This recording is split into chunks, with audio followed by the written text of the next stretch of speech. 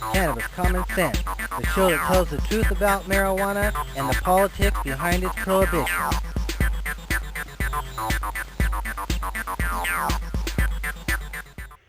Hey, welcome to another exciting edition of Cannabis Common Sense. We have a great show for you tonight. We've got a lengthy interview with Vivian McPeak and the Seattle Hemp Fest, talking about the history of the Seattle Hemp Fest, its upcoming online pandemic version. This is another edition of our pandemic version of Cannabis Common Sense tonight.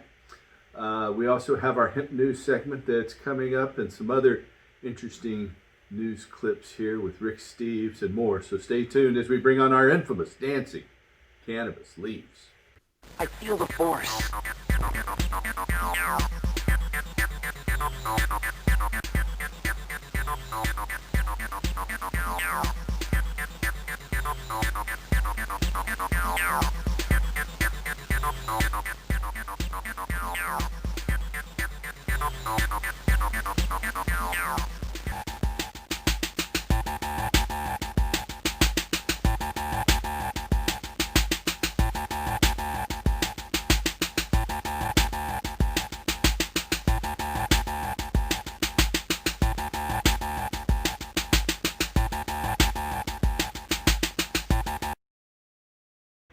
Okay, welcome back.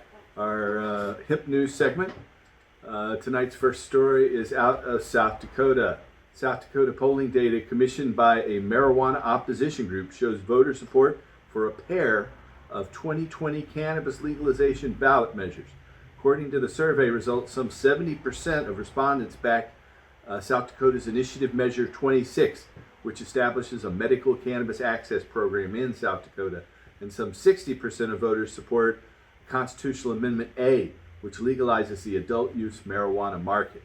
The polling data was compiled by the right-leaning Public Opinion Strategies Group and was paid for by the campaign committee No Way on A. According to the Argus Leader newspaper there in South Dakota, No Way on A is organized by the South Dakota Chamber of Commerce and Industry. Under South Dakota law, the possession of any amount of marijuana is a Class 1 misdemeanor punishable by up to 1 year in jail, a $2,000 fine, and a criminal record. Both measures are opposed by South Dakota's Republican Governor Kristi Noem. Voters in Arizona, Montana, New Jersey will also decide on adult use legalization ballot initiatives on Election Day, while voters in Mississippi will decide between two dueling measures specified to regulate medical cannabis use. Members of the Vermont State Senate approved a pair of measures. Law reform passed this week, sending both to the desk of Governor Phil Scott. The senators approved S 54, which regulates the commercial production and retail sale of marijuana to adults by a vote of 23 to 6. A bicameral conference committee had previously reconciled the bill's language earlier this month. Vermont's House members signed off last week on the amended language. In a separate vote today, Vermont senators approved S 232, which facilitates the automatic expungement of many past low-level marijuana possession convictions by a voice vote. The measure had been previously approved by House lawmakers last week by a vote of 113 to 10. If you live in Vermont, take 30 seconds to message Governor Scott in support of these important pieces of legislation. Under the measure, those convicted of possession offenses involving up to 2 ounces of marijuana are eligible to have their records automatically reviewed and wiped clean. Once a person's record is cleared, they will be notified via mail. A separate provision in the bill states that starting January 2021, those with past convictions are no longer required to disclose the convictions regardless of whether or not they've received a notice of expungement. The measure also depenalizes marijuana-related activities involving the possession of between 1 and 2 ounces of cannabis and or personal cultivation of up to 3 mature marijuana plants to fine-only offenses. Under the current law, possession offenses of over 1 ounce are classified as criminal misdemeanors, punishable by up to 6 months in jail. Both measures now await final action by Republican Governor Phil Scott. In 2018, Governor Scott signed legislation into law depenalizing minor marijuana possession and cultivation, possession, and activities, but in 2019, he expressed opposition toward legislative efforts to expand the law to regulate commercial marijuana sales. It's time that Vermont stops ceding control of the marijuana market to unregulated and untaxed criminal enterprises and instead establishes a pragmatic regulatory framework for this industry. We urge Governor Scott to sign these bills into law as soon as possible. Internationally renowned travel guru and author Rick Steves released a video message today urging voters this November to decide in favor of a number of statewide ballot proposals seeking to legalize the use of marijuana for either medical or adult use. In fact, we have that video and we're going to run it right now, and I'll be right back. Hey, I'm Rick Steves. You may know me from my travel shows on public TV or my guidebooks about Europe. But I'd like to talk with you about legalizing marijuana. Back in 2012, I helped legalize it in my state, Washington. Now, about a decade later, we have a track record. The numbers are in, and Washingtonians are glad we legalized. Our governor, who didn't support it back in 2012, is also glad.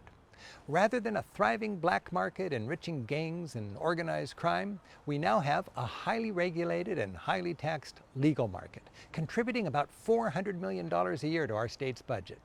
Rather than an old, counterproductive, and racist law, we now have updated marijuana policies and more civil liberties. And those of us who enjoy the responsible adult recreational use of marijuana can do so now as law-abiding citizens. We're glad we've legalized, and so are the citizens of lots of other states. And with this election, in your state, you can legalize too. Be sure to vote, and vote yes on marijuana. Voters in Arizona, Montana, New Jersey, and South Dakota will decide on adult use legalization ballot initiatives on Election Day. Voters in Mississippi and South Dakota will decide this November on medicalization ballot initiatives. In a text message accompanying his video message, Rick Steves wrote, quote, "I've campaigned for marijuana legalization in 6 different states: Washington in 2012, Oregon in 2014, Massachusetts and Maine in 2016, and Illinois and Michigan in 2018. And in each one, we've been successful. And for 2020, as I'm doing that work from home, I'll be barnstorming virtually in 4 states: New Jersey, Arizona, South Dakota, and Montana. We're polling well in all 4 states and fully expect to win, as long as people who believe it's time to update the racist and counterproductive current laws get out to vote." Partnering with the Marijuana Policy Project in South Dakota and Montana, and Normal, of which he's a long-standing board member in Arizona and New Jersey, Steves committed himself to 10 solid days of media work from now through the end of the month, September 30th, in these 4 states. He said, quote, "I see this work as a civic duty, an act of good citizenship. If you care about fighting racism, defending civil liberties, and replacing a thriving black market with a highly regulated and taxed legal one, I hope you could work to elect politicians who favor an end to the prohibition of marijuana within this year's election." End quote. Further information and additional videos are available at ricksteves.com. That's ricksteves.com. Our last story tonight is a short little medical story from San Diego, California. The daily use of cannabis by older adults is associated with improved sleep duration, according to data published in the journal Cannabis. Researchers with the University of California at San Diego assessed the relationship between daily cannabis use and sleep quality over a 14-day period in a cohort of older patients between the ages of 50 to 70, with and without HIV. The participants wore activity graphs watches during the study period to objectively assess the quality of their sleep. The authors reported that cannabis use was associated with, on average, some 30 minutes of increased sleep time per evening. The authors concluded, quote, "In our small sample, findings showed cannabis use was associated with longer sleep duration. Future studies with larger sample sizes that assess cannabis use in more details are needed to further understand this relationship." End quote. The full text of this study, cannabis use is associated with greater total sleep time in middle-aged adults with and without HIV. A preliminary report utilizing digital health technologies appears in this month's edition of the magazine Cannabis. That's the end of our Hemp News segment tonight. We'll be back with Vivian McPeak in our an online interview. And remember, restore hemp. Good night.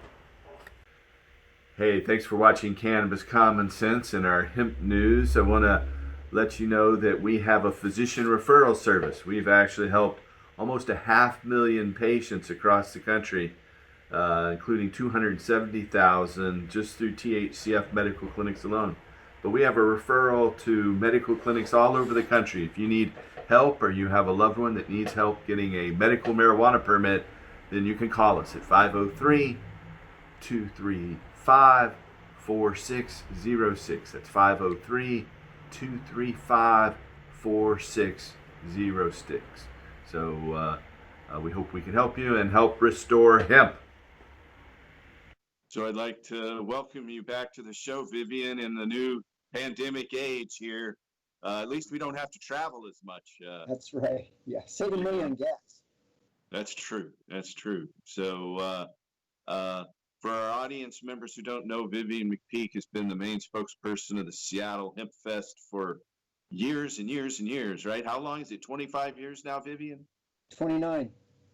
29. Boy. So next year's the 30th. Yes.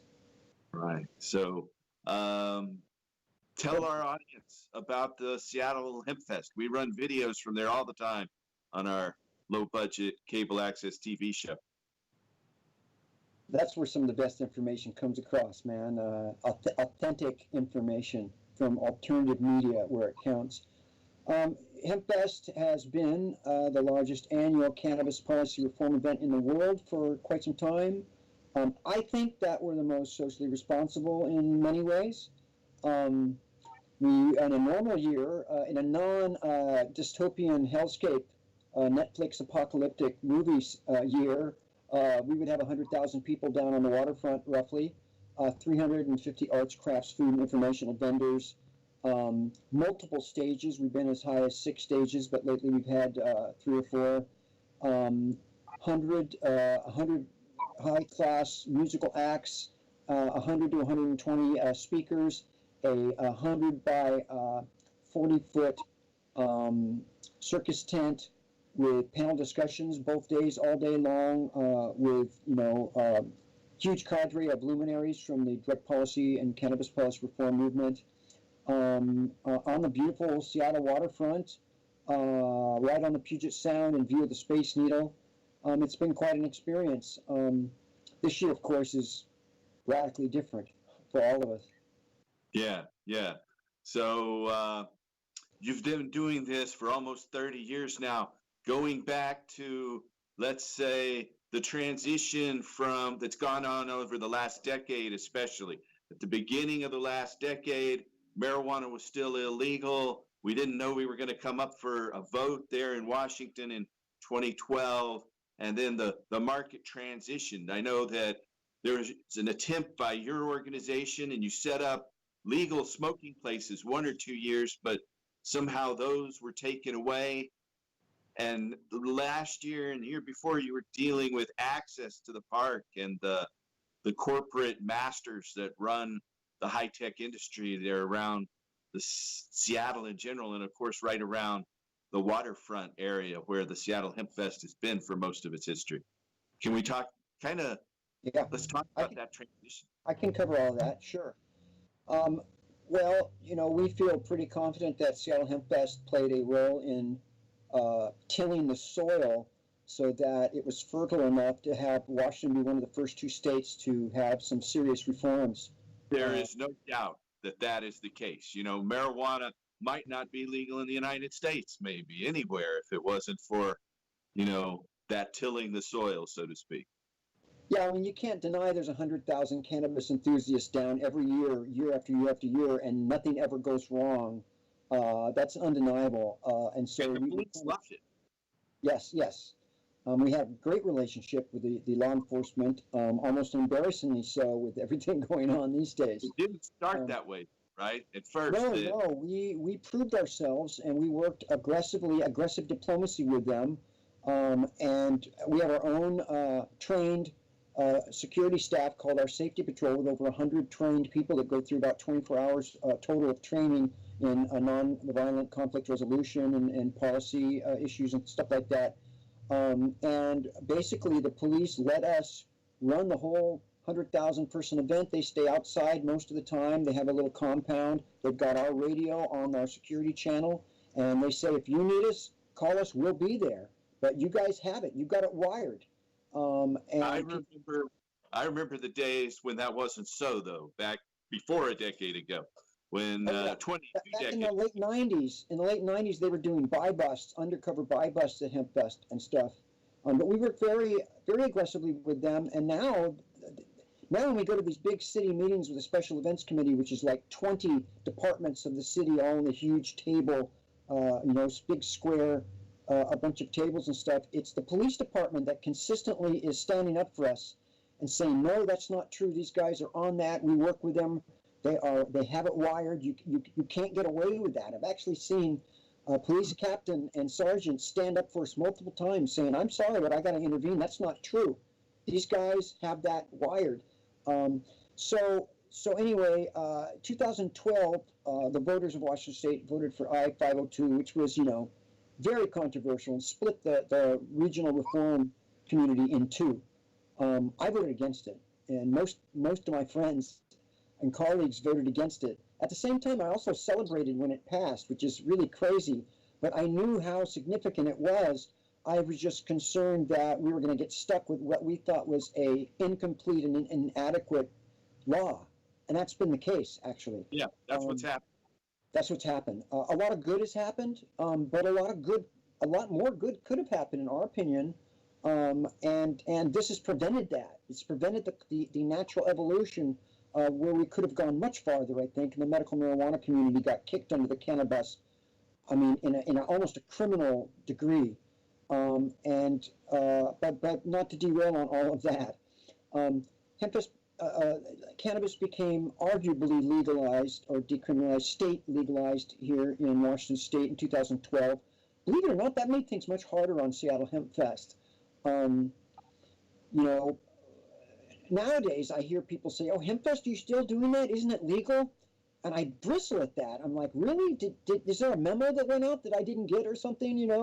Did they empty the prisons and the jails or something? I tell people, why don't you take 5 steps into across the Idaho border and light up a doobie and tell me if it feels legal to you. See what happens. Or go to Mount Rainier and smoke a joint in right. in a secluded plot in Paradise, there on the slopes of Mount Rainier, looking down on Tacoma and Seattle, and you'll go to federal jail. And have a ranger that's been watching you with binoculars the whole time. When you're at your tent all alone, you think you're all alone. I've heard multiple stories. God, we had this camp. It was totally remote.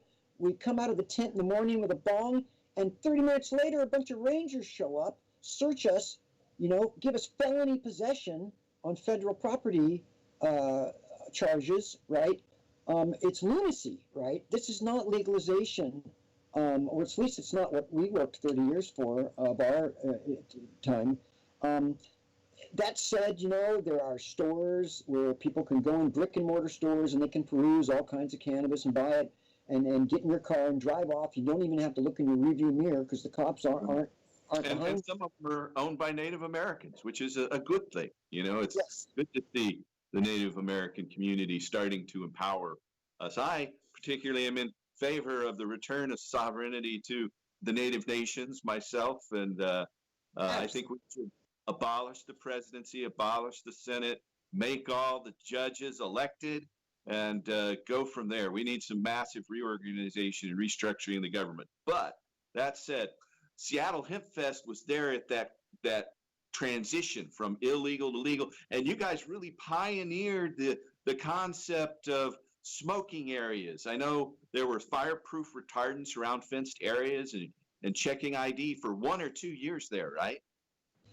Yes, we created these fenced off smoking areas that had partitions on the fence that were a fire retardant, very expensive, cost us about $30,000. That was required by the state, and the city wanted us to do this, and we went along with it because we thought, well, if we can establish these 21 and over legal pot smoking areas within our event, then we could set a precedent for the whole state of Washington and every event. could have an area like you have a beer garden. You could have a pot garden where you could go in and smoke marijuana, cannabis with impunity, right? And so we And I did just this. want to say, I can have a pot garden in Oregon, admittedly just 4 plants per household, but in Washington, you can't really have a pot garden if you're not a medical patient there.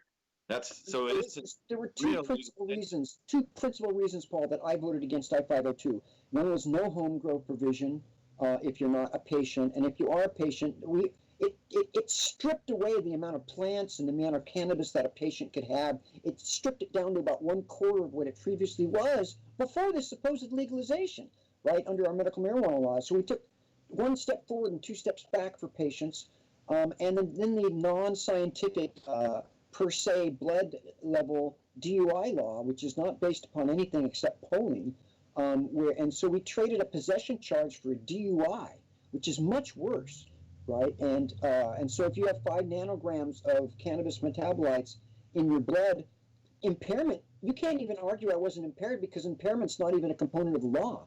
It's just a technicality. Oh, you've got this in your blood, you're guilty of driving under the influence, which is absurd and ridiculous. As we all know, that cannabis can be in your blood up to a month or more, depending on your physiology. So we did have these smoking areas for 2 years, and then the health department came and said, you can't do this because you can't have any kind of, first of all, we had to have security. It was a requirement that we had security in there and that we had people checking IDs. But then the health department said, well, you can't have anybody subject to cannabis smoke, so you can't have this because you can't have a staff member, an employee, or a volunteer being exposed to all of this, which was a catch-22. And we said, gee, it's outdoors on the waterfront, man.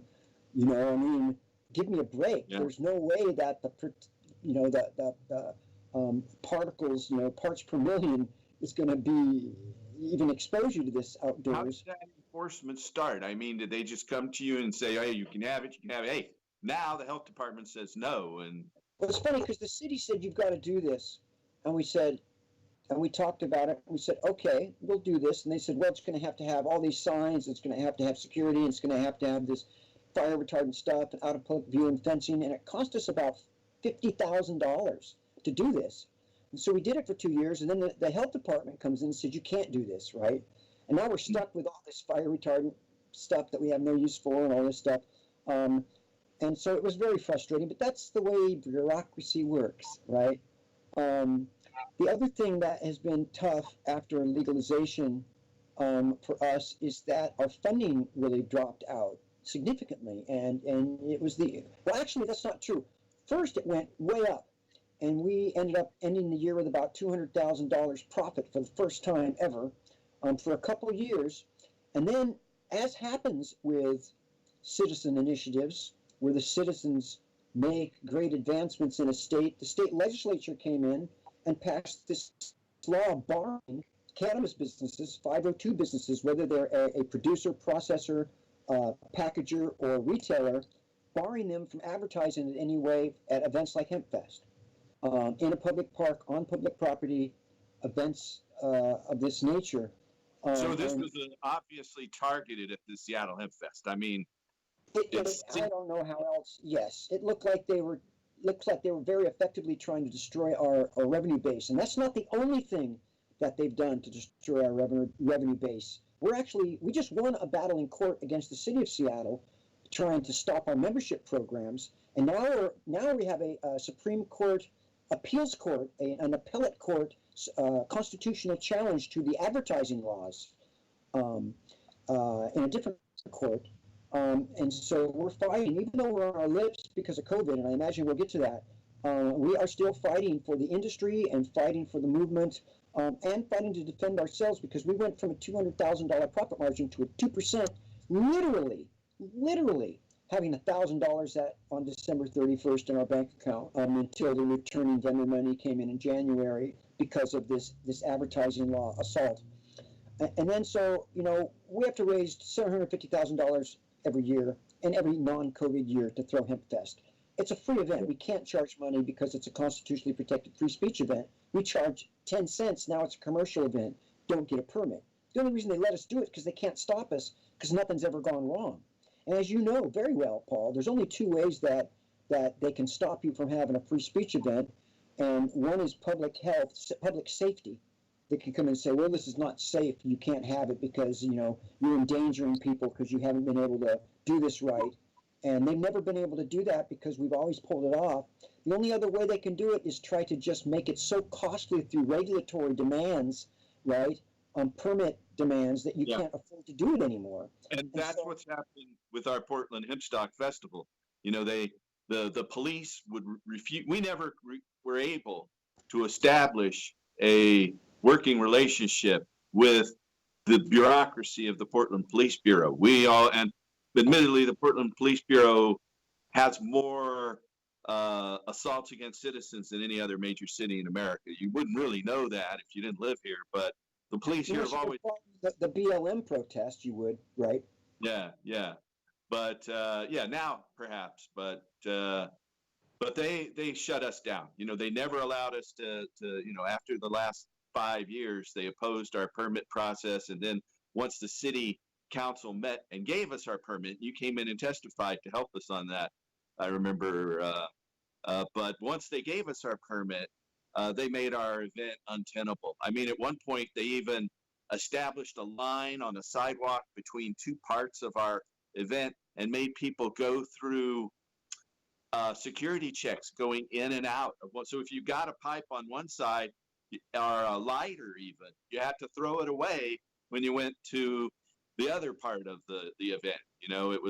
It was definitely harassment, but the nail in the coffin was the corporate takeover that happened to my clinic business, which had a real negative effect, I know, on the Seattle Hemp Fest as well, since we've been the presenting. Because you were one of our most long-standing and most primary financial supporters as the presenting sponsor for years, right? Yeah. I mean, no other organization supported Hemp Fest to the degree that yours did. And it was my honor, because I supported everything you folks stand for, and we've got to Hemp present. Did you coin that term? I did, yeah. That's a pretty good term, man. I try to give you credit every time I use it. There's only a few things I'm good at, Paul, and the wordsmithing thing seems to be one of them. Well, we do have the largest protestival in the world. At least we have. We're not going to have it this year, the largest, because halfway through our production year, our model, our business model, is that in January, the returning vendors that want to secure their spots, reserve their spots that they always have, so that nobody else gets it later when vending starts selling. They come in January and they pay to reserve their spot for the year, and that's our seed capital that we operate with, our operating capital, until June or July, when about $600,000 or more of vending and sponsor money starts flooding in a matter of 2 months. And so this year, January came around, we raised about $120,000. As you know, we had a store and offices in Lake City called Hemp Central, a little head shop, a hemp shop, and offices, and a very tiny paid staff at the time of 3, because we're a federal nonprofit. And so that's the money that we operate on all year until halfway through the year, until the money starts coming in. So that happened.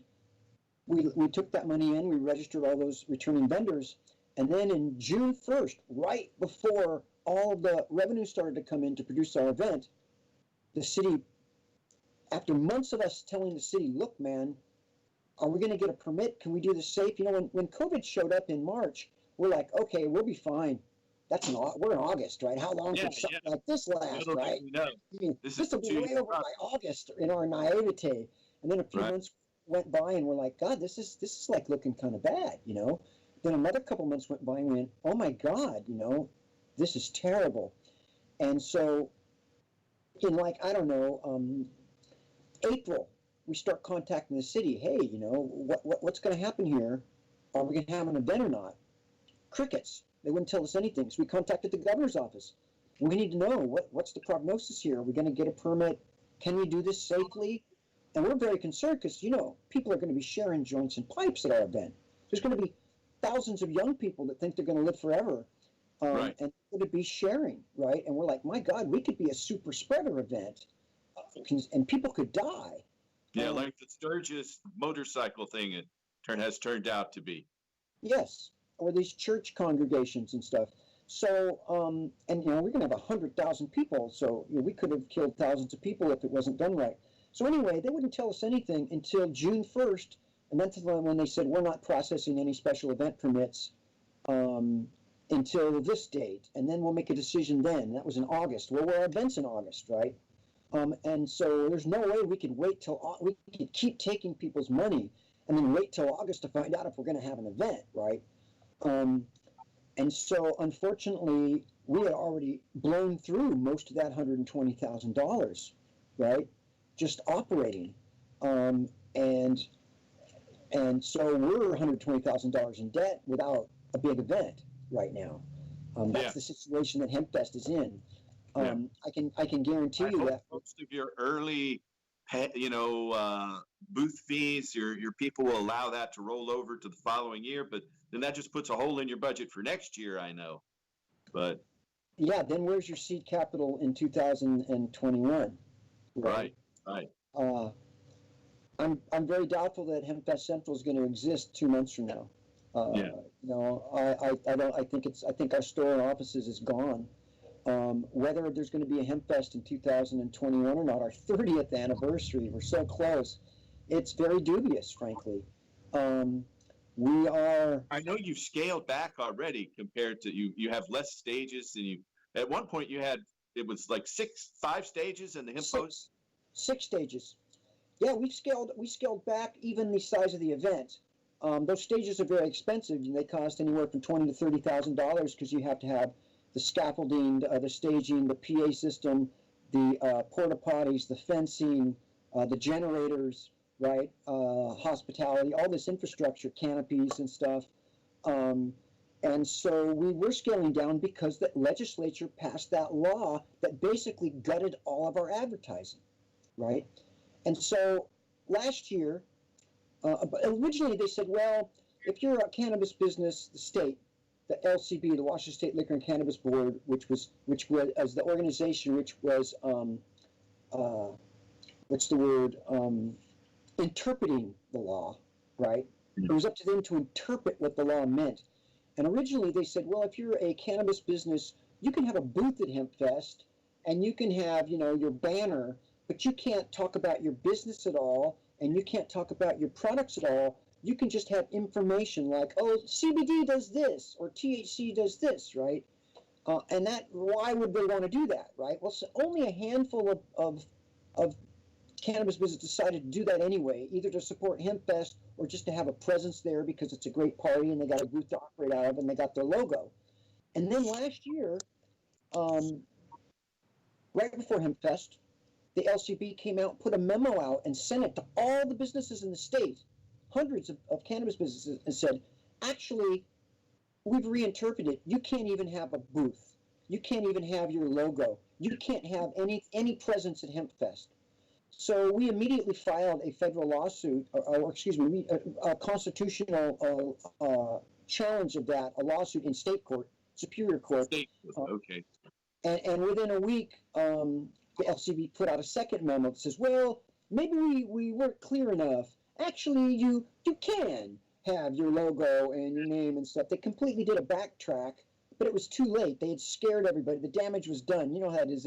If the newspaper comes out and says that you're a rapist or an axe murderer, and then a month later they put out a retraction, most people are still thinking that you're an axe murderer, right? Right. And they're like, oh man, they're scared of you. So the damage had been done. We are now on appeal. We knew we were going to lose in Superior Court because Superior Court doesn't handle constitutional challenges. That happens in appellate court. So now we're up into the appellate court stage where we think we have a good chance to win. And there was just a recent Supreme Court ruling where somebody won using our exact argument in a different application. So our lawyers are very confident that we're in a good chance to win this. The problem is that we need about $25,000 to is there any finish the chance case. would the Liquor and Cannabis Board, which is what they call it there in Washington, would they have damages? Could you collect damages from these guys? It's going to be hard to prove damages, I believe. I'm not a part of our legal team, so I don't want to get too right in the weeds. But what I understand is it's hard to prove. It's going to be, in our situation, it's hard to prove those damages. We do have, we put together graphs showing the steady lack of income since they passed that law. It's all the way to $200,000 a year. That seems like proof to me. To me too. Yeah. So I have to tell you that if we win this, Paul, that means that cannabis businesses in Washington State could have they could increase the signs at their own stores. It would get rid of the 1,000-foot rule.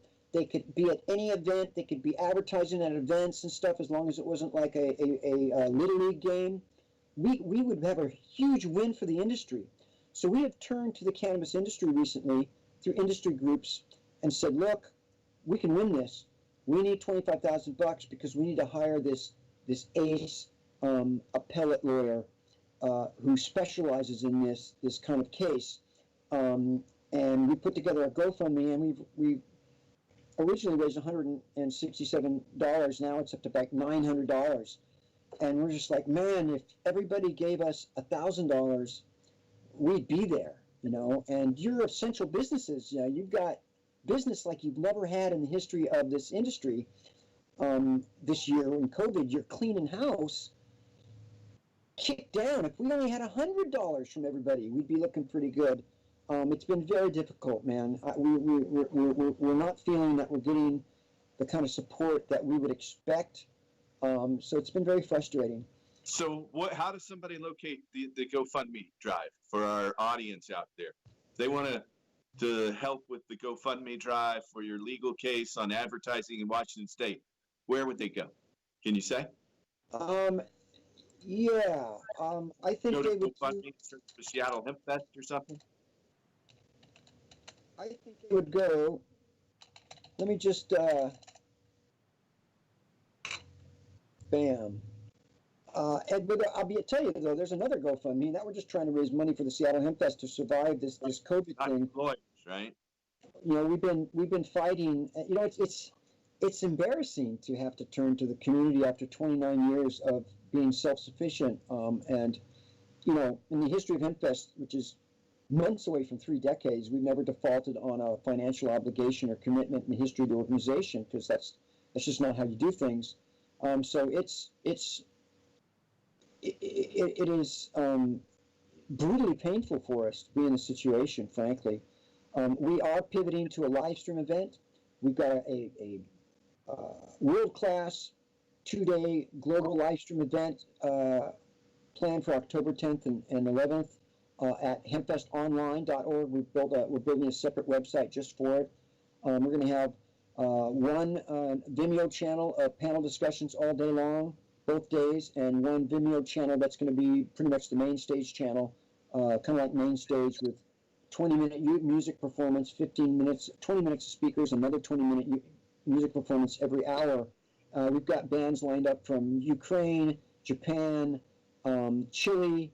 We've got the Bone Thugs and Harmony Grammy Award winners. We've got Jack Endino's new band, which is Beyond Captain Orca. He's the producer of Nirvana, among all the other great things. We've got Jason Gans, the Wilfred guy from the Wilfred television series, where he dressed up in a dog suit and stuff. The famous Australian series. He's going to be a part of our presentations. And we've got Julie Chiarella from Skunk Magazine doing a presentation on the Green Renaissance, which is the theme of the event. And the Green Renaissance really is her response to people talking about the green rush. And she's like, look, we don't need a corporate green rush. We need a green renaissance. We need a return to the organic values and standards of regenerative, sustainable agriculture and existence and technology and industry that represents the values and the principles of the historic counterculture cannabis consciousness, right? Or we're not going to survive this century as a species, literally. We might not survive this century if we don't turn things around. And the way to do that is to look at the myriad of ways that cannabis hemp could play a vital role in a reset. The only good thing about COVID that I see is it sets us up for maybe a reboot to how we address things, because it's exposed the glaring deficiencies in our supply chains, our healthcare system, our industry, our agriculture, in so many things. From hemp fiber's superiority to graphene in supercapacitor batteries, to the carbon negative hempcrete, which is the answer to toxic concrete. And by the way, when you demolish concrete, it puts dangerous, toxic atmospheric elements into the atmosphere. Every single building that they cut, it's a major contributor to climate change, believe it or not. It's just the destruction, the demolition of concrete buildings, because it's so toxic. But hempcrete's the answer. You know all of this. I couldn't teach you one thing in here. But hemp as a biocrop, right? It actually, if we use hemp for biofuel, it is carbon sequestration, because it eliminates the need or reduces the need for trees for biofuel, which is insane. And at the same time, you're creating food and fiber for many other uses. This is it's kind of like our friend, the late great Jack Harris said, hemp might not save the earth, but it's the only thing that can. When they grow soybeans or all the other various things that they're using for biofuel, they have to use farmland. They have to use fertile farm crops that you could be growing edible food in. Hemp is a superior biofuel, but it can grow in non-fertile land. It can grow in land that is not farmable land for food, and so that leaves the farmable land for food production, right? I mean, there's just, it's an endless thing. Hemp bioplastics, which are biodegradable. We have a huge problem in our oceans with microplastics, killing the biosphere of the ocean, killing the fish. Every human being gets 70,000 particles of plastic, microparticles in their bloodstream per month or something like that, just from food and just from bottled water and stuff, right? Hemp plastic, even with the artificially inflated cost of hemp seed oil to make that hemp plastic is still economically competitive with petrochemical-based plastic. Once we ramp up hemp production and economies of scale, this stuff's going to be a lot cheaper. Yeah, I mean, one pet peeve that I have is the predominant use, the pervasive use of single-use plastics in the retail cannabis industry. Yeah, it's a shame.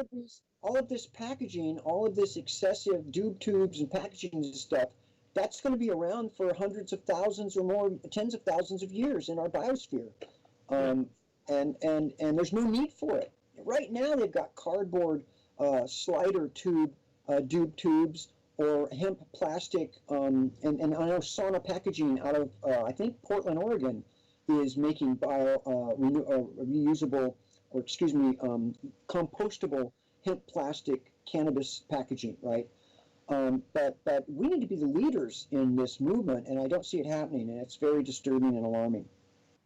So the event coming up in October, it's hempfestonline.com or .org. So yep. hempfestonline.org. And let me just give you a few of the panel topics. Pediatric medicine and cannabis use, race and inequity with cannabis, toxic masculinity within the cannabis community, hemp construction, U.S. innovations and supplies in critical times, hemp and regenerative agriculture, how to heal the soil while healing the world, cannabis and hemp as food, prisoner advocacy, cannabis, entheogens and public spiritual health, growers panel, cannabis and psychedelics, support your mental health, how to have a conversation about cannabis with your children, with your boss, with your neighbor.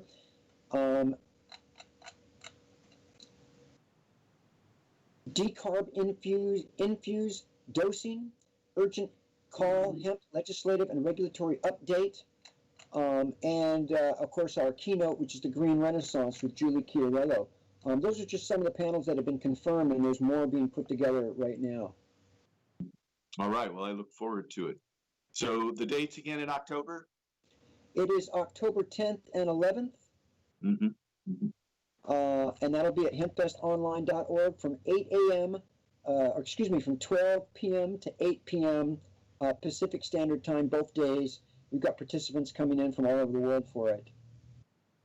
All right. beautiful, an incredible poster art for it by Kotska Ench, who's done the greatest poster work ever for us. And the one thing I'd like to add before we're done is that the fight against cannabis prohibition, it's been a Black Lives Matter movement from the very beginning, from the first day, as is the fight against the drug war, because as you well know, racism, it's been a racist-generated prohibition. They used racism in the 1930s to market it. They have disproportionately targeted men of color, communities of color. Nixon said so, as Haldeman outed him, a few years back, that the whole, war on drugs was to suppress African American and leftist politicos. That's right. They said on tape. They have been profiling and stop and frisking and incarcerating men of color, mostly communities of color, and poor Americans, frankly, poor white Americans, the whole entire time. And so, we've all, you and I and all of us in the cannabis movement have been yelling about this for decades. And so it intersects with the Black Lives Matter movement very strongly.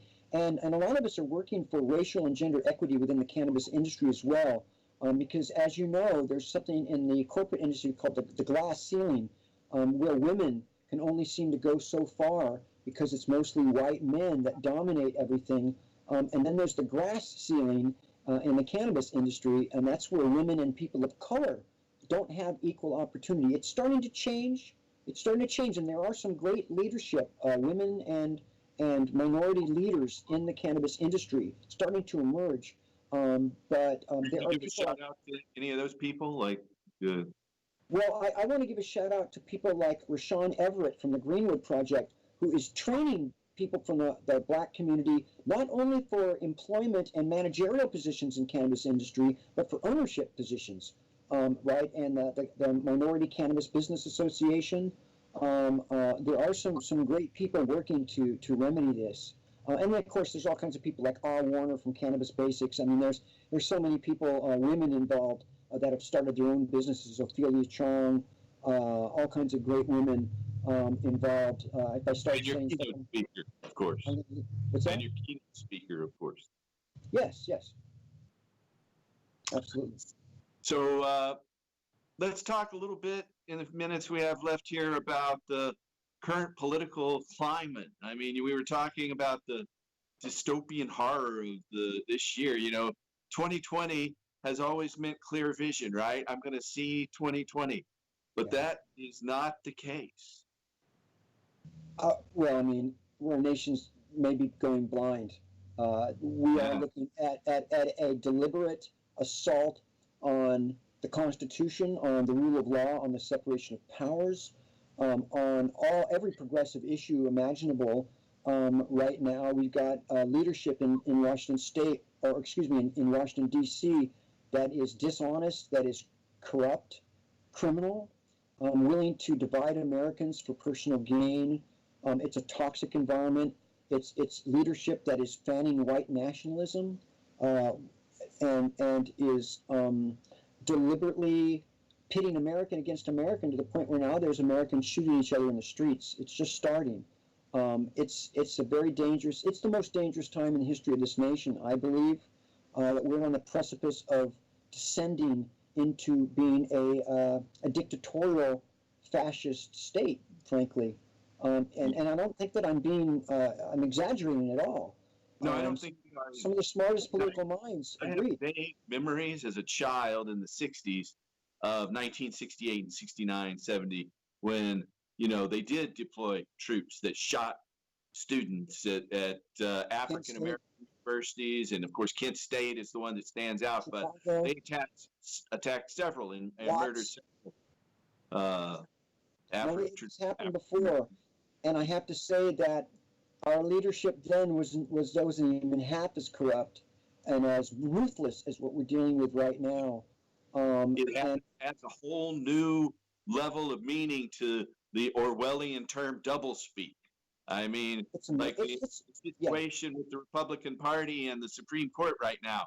No, we'll never do it. No, well, now we'll do it. In terms of Trump is waging a war on the truth, frankly. Yeah. and he's taking every chapter from the dictator's playbook, and it's really alarming. And you know, I have to say, I think that America resembles Germany. I don't know, maybe 1937, 38 now or something. I was recently saying 35, but it seems like it's getting worse by the day. And now with the tragic demise of Supreme Court Justice Ruth Bader Ginsburg, a great American, boy, this could be really bad. It looks bad, in fact, from what I see even today in the news, that now Mitt Romney has come out and said that he's going to support quickly appointing a Supreme Court justice, which will be a right-wing ideologue, and everything hangs in the balance, because what's going to happen if the Supreme Court is stacked too far with right-wingers, then it won't matter who the president or the senator or the congressman or the governor is, because the right wing will just file a lawsuit and challenge something, and they'll just rubber stamp it. And Roe versus Wade, Obamacare, you know, 8 million Americans stand to lose their health care. That make protest a felony. They're already trying that in some states. They're already doing it. This is really important that everybody gets involved. And I have to say, I've discovered, Paul, through social media, there are some racist people in the cannabis industry, in the cannabis movement.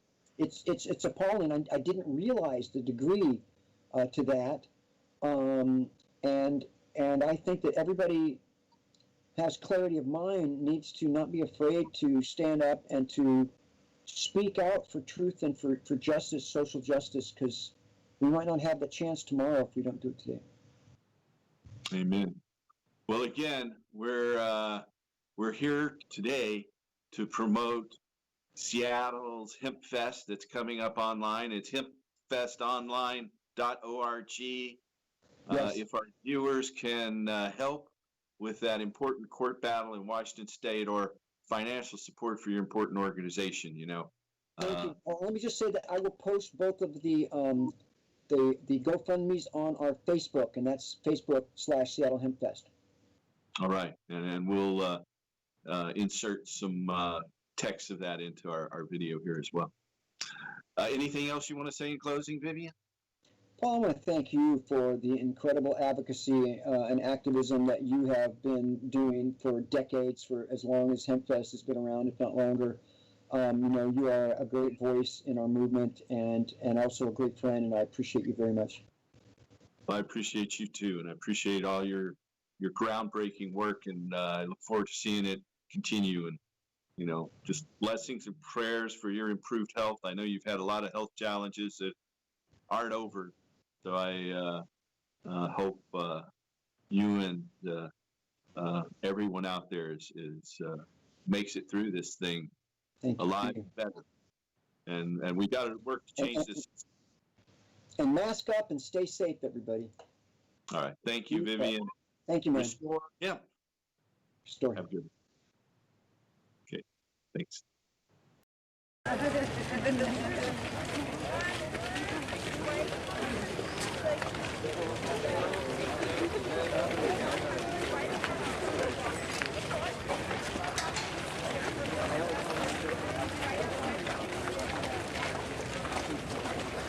Right. This is an $800,000 free event.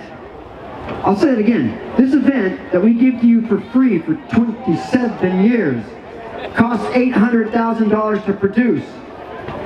And I'm not blowing smoke at you. That's a fact. And we can't raise all of that money just with the sponsorship and the vending and the membership and the ad sales and all that stuff. We need money in the donation bins. But we're not just asking for your donation, we're giving stuff away.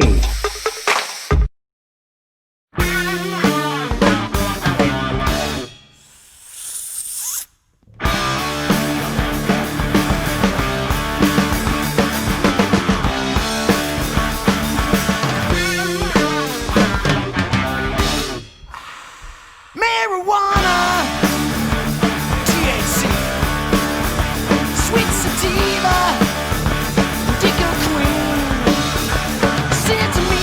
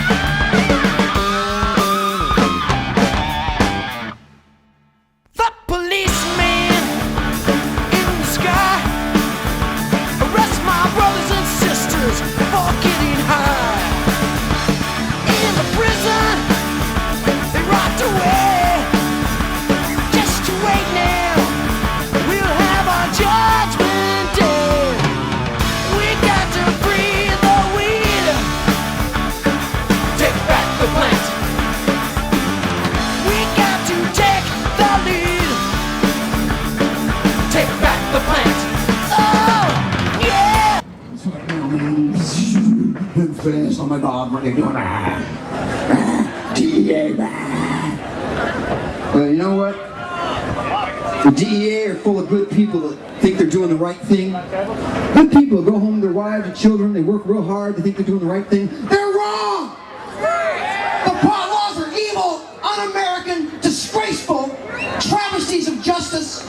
Nobody's ever died from pot. Like how many people died in prison? How many people in prison raped in prison? Because they're in there with murderers and rapists and child molesters and pond scum of the earth, the lowest common denominators of humanity.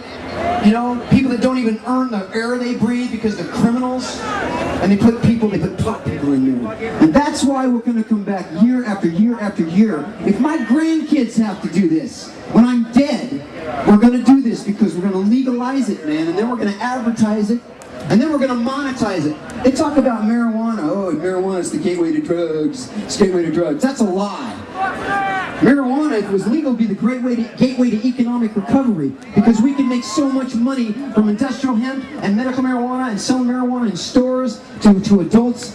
You know that we could turn this economy right around. This economy that George Bush's war created.